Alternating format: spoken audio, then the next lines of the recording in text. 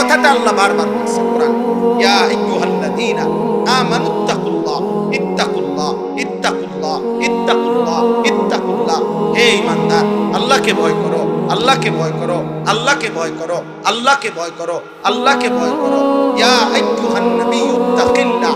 আল্লাহকে, আল্লাহ বলে বান্দা শোনো, আল্লাহকে ভয় করা এটা এতটাই গুরুত্বপূর্ণ যে আমি নবীকে আলাদা বলছি, হে নবী আপনি আল্লাহকে ভয় করেন। আমি ঈমানদারদেরকে আলাদা বলছি, ইয়া আইয়ুহাল্লাযীনা আমানুত্তাকুল্লাহ। হে ঈমানদারগণ, আল্লাহকে ভয় করো। আল্লাহ বলেন শুধু নবীকে না, ঈমানদারকে না। এবার শুনো, পৃথিবীর সমস্ত মানুষকে আমি বলছি, ইয়া আইয়ুহান নাসুত্তাকু রাব্বাকুম। হে মানব মণ্ডলী, আল্লাহকে ভয় করো, আল্লাহকে ভয় করো।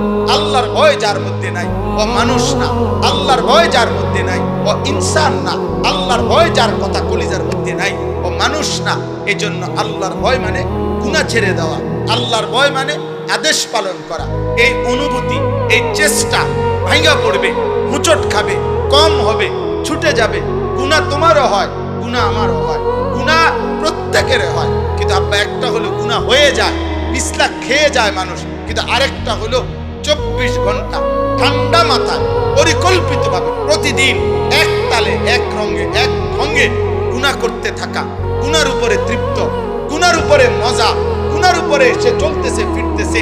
এটা কোনো মুমিনের পরিচয় হইতে পারে না, এটা কোনো মুসলমানের পরিচয় হইতে পারে না। তুমি গত 3 মাস নামাজ পড়ো 5 ওয়াক্ত, আজকে 1 ওয়াক্ত ছুটে গেছে, হইতে পারে।